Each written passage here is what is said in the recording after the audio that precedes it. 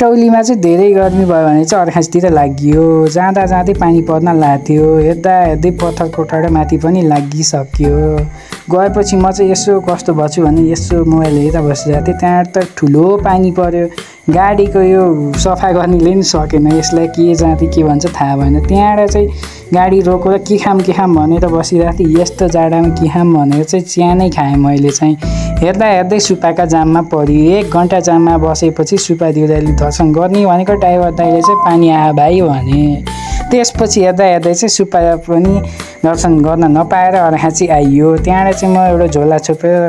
हिँडिरहेको थिएँ हिँड्दा हिँड्दै बाटाभरि खाल्टा र खुल्टी हेर्दा हेर्दै मामा ठ्याक्क मलाई लिन आउनुभयो त्यहाँबाट मामा आउन भनेपछि म पनि यसो भिडियो भनेर हेरिरहेको थिएँ त्यहाँबाट चाहिँ खोलो भने यत्रो देखेको हेर्दा हेर्दै मामा घर पनि आयो र अनि म चाहिँ हिँडेँ ल subscribe this mini blog for more video thank